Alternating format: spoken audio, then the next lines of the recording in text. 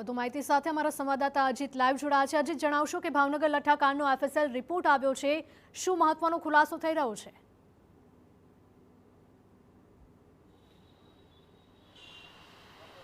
જી, વાત કરવામાં આવે તો જે ભાવનગરની અંદર નકલી દારૂ કાંડ જે થયો છે, લઠ્ઠાકાંડ થયો છે, તે જે દારૂ પીનારા જે વ્યક્તિ હતા, જે દારૂ હતો, જે પ્રવાહી હતો, તે ઝેર હતું તે સાબિત થઈ ગયું છે।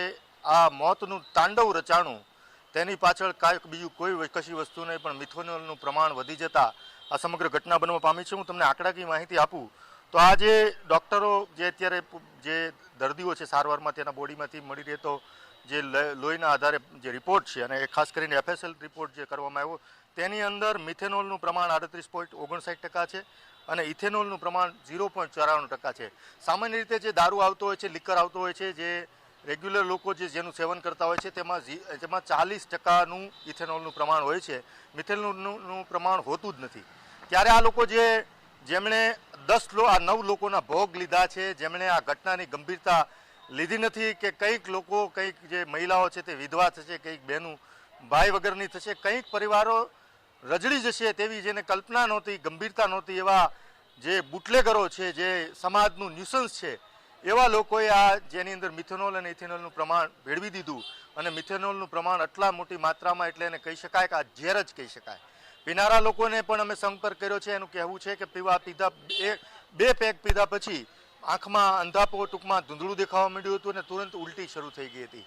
અત્યારે જે દર્દીઓ છે તેમને શ્વાસ લેવામાં પણ તકલીફ થાય છે। એટલે કહેવાનો અર્થ એ છે કે જે ઇથેનોલનું પ્રમાણ જે હોવું જોઈએ તે બિલકુલ 0 માત્રામાં કહી શકાય, 0.94% જે મળવા પામેલ છે, અને મિથેનોલનું પ્રમાણ એક ઝેર જ જેને કહી શકાય તે થઈ ગયું હતું।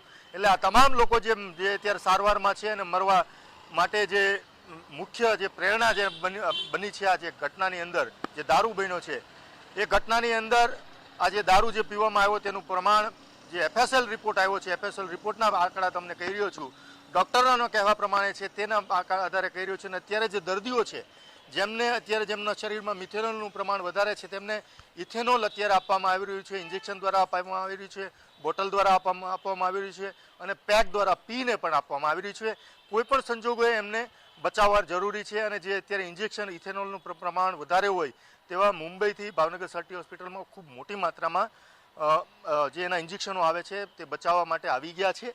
અને જે આ મિથેનોલનું ઝેર છે એ લોકો આ ગટગટાવી ગયા હતા। એમને નહોતી ખબર કે આ લિકર નથી, દારૂ નથી, પોતાને આનંદ કરવા માટેની વસ્તુ નથી, પણ પોતે ઝેરના ઘૂંટડા પી રહ્યા છે। આ ઘૂંટડો પીધા પછી તેનો પરિવાર અનાથ થઈ જવાનો છે, પોતાની પત્ની વિધવા થઈ જવાની છે, એ નહોતી ખબર।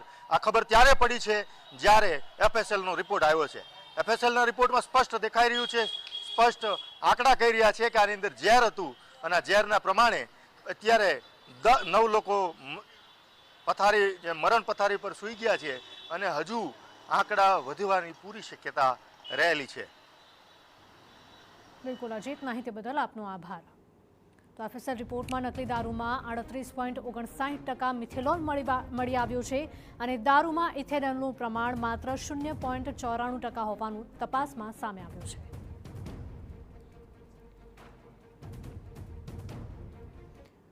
તો ભાવનગરમાં દારૂકાંડને લઈને સૌથી મોટા સમાચાર। દારૂકાંડની તપાસનો રેલો સિહોર તાલુકા સુધી પહોંચ્યો છે।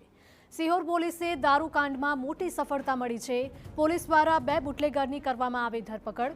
પ્રવીણ જાદવ અને અશ્વિન જાદવ નામના વ્યક્તિની પૂછપરછ કરાઈ। વર્તેજના હરદીપ મોરી પાસેથી ખરીદી હતી રોયલ સ્ટેગ દારૂની 54 બોટલો।